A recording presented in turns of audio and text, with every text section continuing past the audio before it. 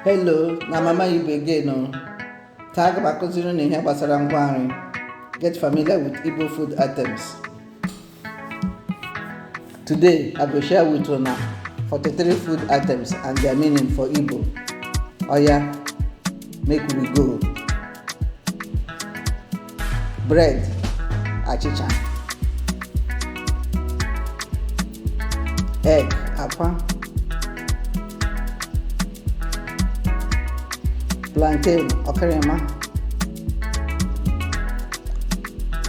Tomatoes, otobarala. Yellow pepper, ososoka. Dry fish, azamirano. Beans, agwa. Bushmeat, anụ ọhịa.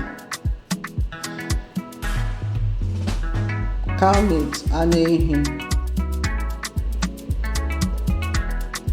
Goat meat, anụ ewu. Chicken, ọkụkọ. Turkey meat, anụ tolotolo. Fish, azụ.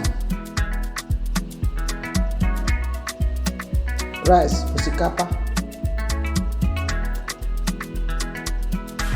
Yam, ji. Cocoyam, ede. Cassava, ji akpụ. Bitter yam, ji una. Potato, nduku. West Africa, black pepper leaf, uziza. Scent leaf, nchọnwụ. White spinach, okazi. Pumpkin leaf, ugu. Bushbuck, utazi. Bitter leaf, olugbo. Bracket TG, eyeregoma, achi. Muka beans, ukpo. Sweet data, ofo. West Africa rosewood plant, oha. White mango seed, obono. Melon seed, egusi.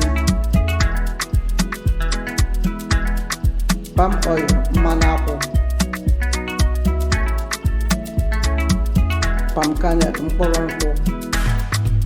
Mkpụrụ akị. Milk, mmanụ ara ehi.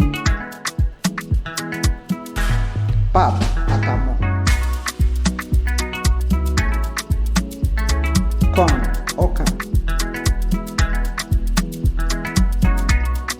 Potash, akamụ.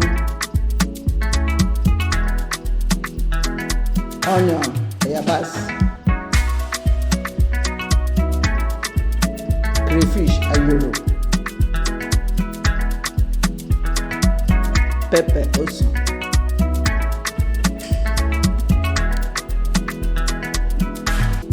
Mushroom, ero. Salt, nnu. Groundnut oil, mmanụ ahụekere. I know say una don learn one or two things today.